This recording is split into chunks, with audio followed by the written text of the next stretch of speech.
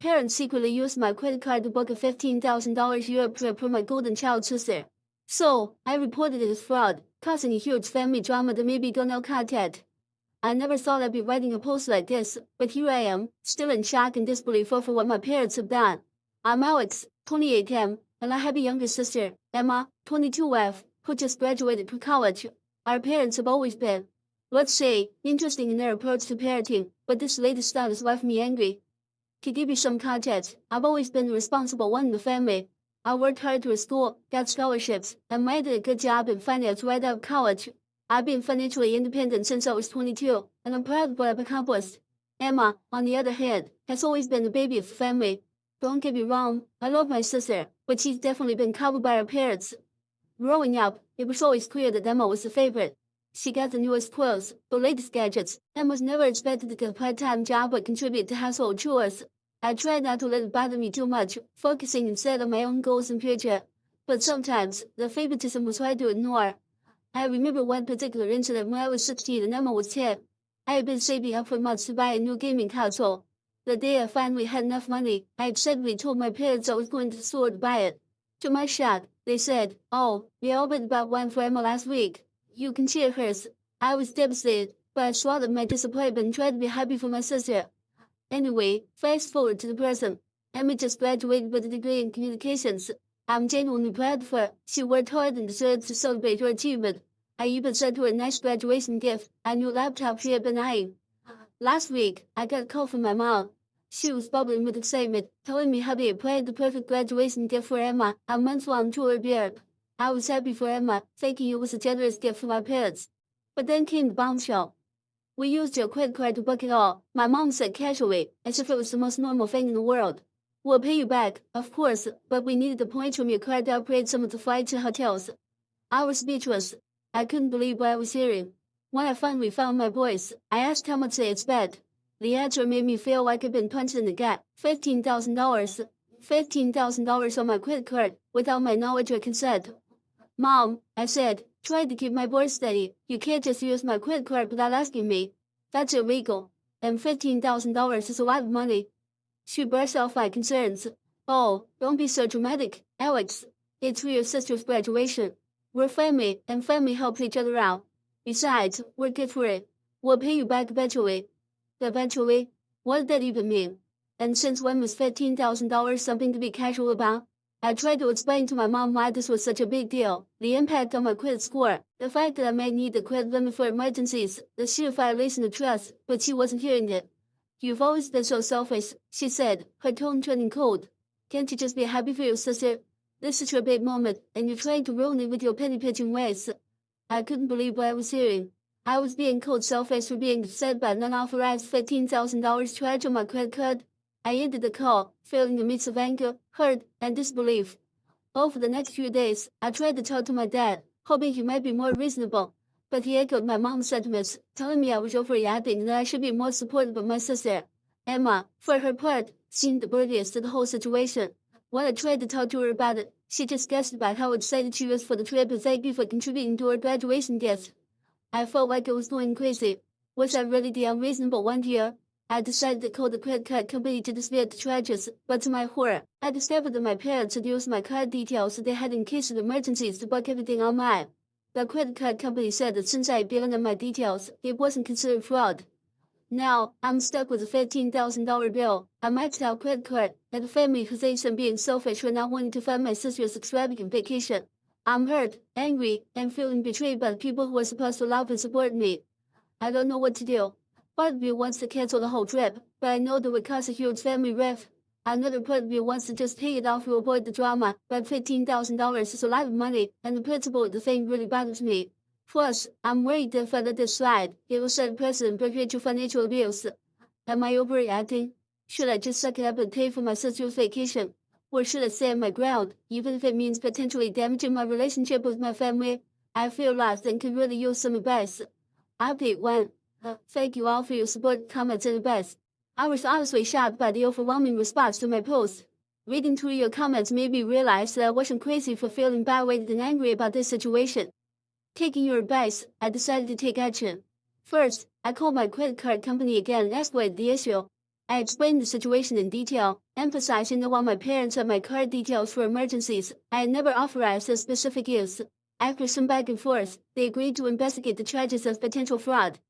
Next, I sent a group text to my parents and Emma, asking for a family Zoom call to discuss the situation. I wanted to give them a chance to make this right before taking more drastic measures. The call was intense, to say the least. I started by calmly explaining why their actions were not okay, the legal implications, the breach of trust, and the financial strain it put on me. I told them I had reported the charges as fraudulent and that they needed to cancel the trip immediately. My parents' reaction was not what I hoped for. They were indignant, accusing me of being dramatic and trying to ruin Emma's graduation celebration. My mom went as far as to say, "We raised you, clothed you, and put a roof over your head. The least you could do was help keep your sister the trip for a lifetime." I took a deep breath and replied, "You chose your children. Providing for us was your responsibility as parents. It doesn't mean you get to commit credit card fraud in my name." Emma, who had been quiet until this point, suddenly burst into tears. "I can't believe you're trying to ruin my graduation gift," she sobbed. "You've always been jealous of me. Why can't you just be happy for me for once?" Her words stung, but they also strengthened my resolve. I realized that this pattern of entitlement and favoritism ran deep, and it was time to set some firm boundaries. "Emma," I said, trying to keep my voice gentle but firm, "I'm happy for you. I'm proud of your graduation. But this trip was booked illegally, using my money without my permission. It's not a gift for me, and it's not okay." My dad, who had been uncharacteristically quiet, finally spoke up. "Son, we didn't think it was such a big deal. We've always had access to your card to emergencies. We just thought, as family, it would be okay this one time." I couldn't believe what I was hearing. "Dad, $15,000 is not a small amount, and this was not an emergency. You can't just decide to spend my money without asking me." The call ended with my parents angry, Emma in tears, and me feeling drained but resolute. They refused to cancel the trip, insisting that I was overreacting and that they would pay me back soon. After the call, I took the next step. I contacted a lawyer friend of mine and explained the situation. He advised me that what my parents did was indeed illegal and I had grounds for legal action if I chose to pursue it. I also went to the police station and filed a report about the unauthorized use of my credit card. The officer I spoke to was sympathetic and took down all the details. He warned me that pursuing charges would likely cause a major risk in my family, but also assured me that I was well within my rights to do so. I'm still torn about what to do next. On one hand, I love my family and the thought of taking legal action against them makes me feel sick. On the other hand, their behavior is unacceptable, and I'm worried that if I don't take a strong stand now, this kind of thing might happen again in the future. For now, I've decided to wait and see what comes of the credit card company's investigation. I've also frozen my credit to prevent any further unauthorized use of my information. This whole situation has made me realize that I need to establish stronger boundaries with my family. I've always tried to be the peacekeeper, to smooth things over and keep everyone happy. But in doing so, I've allowed myself to be taken advantage of time and time again. I'm hurt and angry, but I'm also feeling a strange sense of empowerment. For the first time, I'm standing up for myself and saying no, this is not okay. It's uncomfortable and scary, but it also feels necessary. Thank you all again for your support and advice. I'll update again once I have more news about the credit card investigation or if anything else develops with my family. Update 2. It's been a couple of weeks since my last update, and a lot has happened. I want to thank everyone again for their support and advice. Your comments have been a source of strength during this difficult time. First, the good news. The credit card company's investigation concluded in my favor. They agreed that the charges were indeed unauthorized and have reversed them. It's a huge relief to have that $15,000 burden lifted from my shoulders. Now, for the family fallout. When my parents and Emma found out that the trip had been canceled due to the credit card chargeback, all hell broke loose. My phone was flooded with angry calls and texts. My mom left a particularly nasty voicemail, calling me a selfish, ungrateful son, saying I had ruined Emma's life. Emma took to social media, posting a tearful video about how her cruel brother had destroyed her dream graduation trip. Some of our mutual friends and extended family members started reaching out, asking why I was being so mean to my little sister. The situation was getting out of hand, and I realized I needed to set the record straight. I read the calm, factual post explaining what had really happened, how my card had been used without my permission, and how I had tried to resolve things with my family before taking action with the credit card company. The response to my post was mixed. Some people were supportive, expressing shock at my parents' actions. Others still felt I should have just taken one for the team and let Emma have her trip. It was eye-opening to see how many people thought it was okay to commit fraud as long as it was for family. A few days after my post, I received a surprising call from my aunt, my mom's sister. She was sympathetic to my situation and shared some family history I hadn't known before. Apparently, my mom had a pattern of financial irresponsibility and had taken advantage of family members in the past. My aunt encouraged me to stand my ground and offer her support. This conversation with my aunt made me realize that the issue ran deeper than just this one incident. It was a pattern of behavior that had been enabled at its use for years. I knew then that I had to maintain firm boundaries, not just for my own sake, but to break this cycle of financial abuse. I decided to take a big step. I told my parents that I would be going no contact with them for the foreseeable future. I explained that I needed time to process what had happened and that I couldn't trust them right now. I also told them that while I loved her and was proud of her achievements, I needed some space from her as well. Their reactions were predictably negative.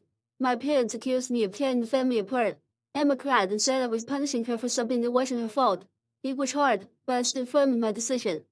In the midst of all this family drama, I've been focusing on protecting myself from future financial abuse. I've changed all my passwords, closed the credit card my parents had access to, and opened a new one at a different bank. I've also started seeing a therapist to work through my feelings about the situation and to develop healthier boundaries. One unexpected positive outcome of this whole ordeal is that it's brought me closer to my aunt and a couple of cousins who reached out to offer support. It's nice to know that not everyone in my family thinks what my parents did was okay. As for Emma's graduation trip, I heard through the family grapevine that my parents still thinking sending her somewhere. I'd be felt guilty about her missing out on the Europe trip, but I keep reminding myself it wasn't my responsibility to provide that for her. I'm still struggling with feelings of guilt and doubt. There are moments when I wonder if I did the right thing, if I was too harsh. But then I remember the violation I felt when I discovered what they had done, and I know I made the right choice in standing up for myself. This experience has been a harsh wake-up call, but it's also been an important lesson in self-respect and setting boundaries. I'm learning that it's okay to say no, even to family, and that love shouldn't come with a price tag. Thank you all again for your support. I'll update if there are any significant developments, but for now, I'm focusing on healing and moving forward. Update 3. It's been about 2 months since my last update, and I want to share some developments with you all. Your continued support and advice have been invaluable during this challenging time. First, let me address the most pressing issue, the legal situation. After much consideration and consultation with my lawyer, I decided not to press charges against my parents. This decision wasn't easy, and I know many of you advised me to take legal action. However, my lawyer pointed out that since the credit card company had reversed the charges, pursuing a criminal case would be complicated and potentially costly, with no guarantee of success. Instead, we set a formal cease and desist letter to my parents, warning them that any future attempts to use my financial information will result in immediate legal action. Now, onto the family situation. The no-contact period with my parents and Emma has been both challenging and enlightening. It's given me time to reflect on our family dynamics and to work on myself. I've been consistently attending therapy, which has been incredibly helpful in processing my emotions and developing healthier boundaries. About a month into the no-contact period, I received an unexpected email from Emma. Unlike her previous tearful accusations, this email was surprisingly mature. She wrote that she had done a lot of thinking and realized how wrong our parents' actions were. She apologized for her initial reaction and for not standing up for me. Emma admitted that she had always known about the favoritism but had been too scared and comfortable to challenge it. I was cautiously optimistic about Emma's email but decided to take things slow. We've had a few phone conversations since then, and I can see she's genuinely trying to understand my perspective. She shared some of her own experiences with our parents' financial irresponsibility, which she previously kept to herself. It seems the canceled Europe trip was a wake-up call for her too. As for my parents, they've been less willing to accept responsibility. They've made several attempts to contact me, ranging from angry voicemails to guilt-tripping emails. My mom even showed up in my apartment unannounced one day, causing quite a scene in the hallway. I stood my ground and refused to engage, which was difficult but necessary. The extended family situation have been mixed. Some relatives have been supportive, particularly my aunt who initially reached out. She's become a valuable ally and source of support. Others, however, continue to pressure me to reconcile with my parents, using up their family argument. I've had to distance myself from some of these relatives for my own peace of mind. On a more positive note, this situation has led to some unexpected personal growth. With the time and energy I used to spend managing my family's drama, I've been able to focus more on my own life and goals. I've taken up a new hobby, photography, and have been spending more time with friends who respect my boundaries. I've also made some significant financial decisions. I've increased my contributions to my retirement accounts and started building a more robust emergency fund. This whole experience has really driven home the importance of financial independence and security. One particularly satisfying moment came last week. I received a promotion at work, which came with a substantial pay raise. In the past, I might have felt obligated to share this news and the financial benefits with my family. This time, I celebrated quietly with a few close friends, feeling proud of my accomplishments without any guilt or pressure to share. As for Emma's graduation trip, I heard two of my other parents ended up sending her on a 2-week tour of California. Emma apparently enjoyed it. Looking ahead, I'm cautiously optimistic. I've decided to extend the no-contact period with my parents for at least another 3 months. I need more time to heal and to see if I'm capable of respecting my boundaries. With Emma, I'm open to slowly rebuilding our relationship, but I'm proceeding with caution and maintaining clear boundaries.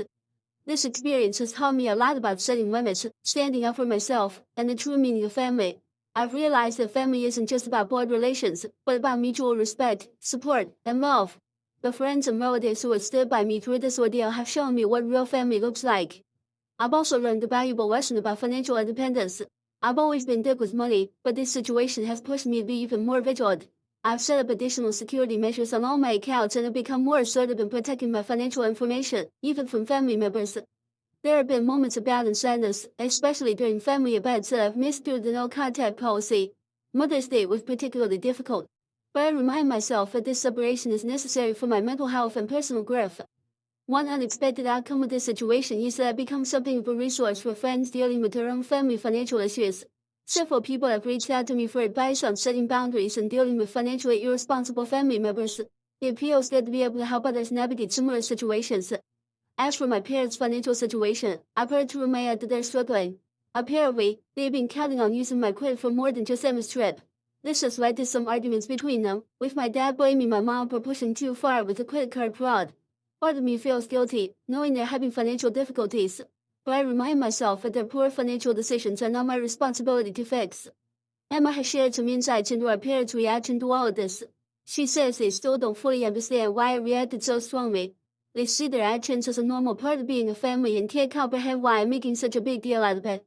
This lack of understanding is frustrating, but it also reinforces that I made the right decision in distancing myself. I'll be doing a lot of reflection on my childhood and early adulthood, recognizing patterns of financial and emotional manipulation that I had normalized. It's been a painful process, but also a liberating one. I'm learning to validate my own feelings and experiences without seeking approval from my parents. In terms of my personal life, I've started dating again. I have been hesitant to get involved with anyone while dealing with all this family drama, but I recently met someone who's been incredibly understanding about my situation.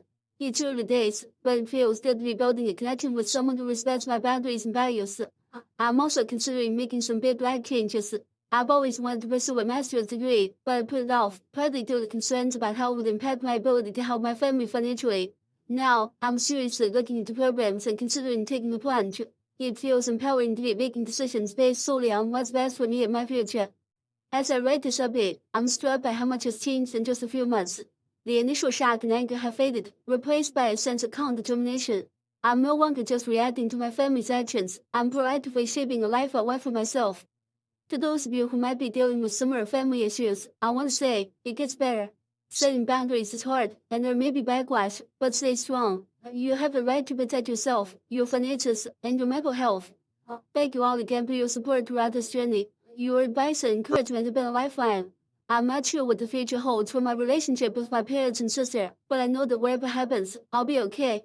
I'm stronger now, more sure of myself, and ready to face whatever comes next. I'll update again if there are any significant developments, but for now, I'm focused on moving forward and building a life I want, surrounded by people who respect and support me. Here's the new beginnings of hard-earned wisdom. Update 4. It's been 6 months since my last update, and I felt it was time to share the latest developments with all of you who have been so supportive throughout this journey. First, the biggest news. I've been accepted into a master's program in a city about 3 hours away from where I currently live. It's a 2-year program in financial technology, which aligns perfectly with my career goals. I started this fall, and I'm equal parts excited and nervous about this new chapter in my life. The decision to pursue this degree was not easy. It means leaving my job, moving to a new city, and taking on some student loans. But it also means investing in myself and my future in a way I've always wanted to. I realized that I've been holding myself back, always considering how my decisions would impact my family. Now, I'm making choices based on what's best for me, and it feels incredibly liberating. As for my family situation, things have evolved in ways I didn't expect. The no-contact period with my parents officially ended 2 months ago. I agreed to a family therapy session, mediated by a professional therapist. It was intense. My parents came in defensive, still insisting that they had done nothing wrong. But as the session progressed, some surprising truths came to light. It turns out my dad had lost a significant amount of money in a bad investment, which he had hidden from everyone, including my mom. We have been secretly struggling financially for months since all my credit card as a way to maintain appearances. This revelation led to a lot of tears and recriminations. My mom felt betrayed by my dad's secrecy. My dad felt ashamed of his poor financial decisions, and both of them finally seemed to understand the gravity of what they had done to me. While this explanation doesn't excuse their actions, it did help me understand the desperation that led to their poor choices. The therapist helped us work through some of these issues, and for the first time, I heard genuine apologies from both of my kids. We've agreed to continue family therapy sessions monthly. It's a slow process, and I'm still maintaining firm boundaries, but I feel cautiously optimistic about rebuilding our relationship on healthier terms. Emma has continued to show growth and maturity. She's taken steps to become financially independent, including getting a full-time job and moving into her own apartment. We've been talking more regularly, and I feel like I'm getting to know my sister as an adult for the first time. She's even asked for advice on budgeting and saving, which feels like a significant step forward in our relationship. On the personal front, the relationship I mentioned in my last update has grown into something special. Sarah has been incredibly supportive of my decision to go back to school, even though it means we'll be doing long distance for a while. For her experiences with setting boundaries with family have made her a valuable source of support and understanding. Financially, I'm in a good place. The promotion I received has allowed me to save up a significant amount for my move to help offset some of the costs of grad school. I've also become much more assertive about protecting my financial information. I recently had to shut down the template distant relative to go me into co-signing a loan. It wasn't easy, but I stood my ground, and it felt good to enforce my boundaries. As I prepare for this new chapter in my life, I'll be reflecting on how much has changed since that first shocking phone call from my mom about the credit card charges. The pain and anger I felt then have largely subsided, replaced by a sense of empowerment and self-assurance I never knew I had. I've learned so much through this experience. I've learned the importance of setting and maintaining boundaries, especially, with family. I've learned that it's okay to prioritize my own well-being and future. And I've learned that true family, whether related by blood or by choice, supports your growth and respects your boundaries. To everyone who's followed my story and offered support and advice along the way, thank you. Your words have been a source of strength and clarity during some very difficult times. To those who might be going through similar family struggles, know that it's possible to come out the other side stronger and wiser. As I pack up my apartment and prepare for this new adventure, I feel a sense of excitement and possibility that I haven't felt in years. I'm proud of how far I've come, and I'm looking forward to what the future holds. I may not update again for a while as I'll be busy with my move and starting school, but I'll always be grateful for the support I've received here. Here's to new beginnings, hard-earned wisdom, and the courage to create the life we want for ourselves.哦。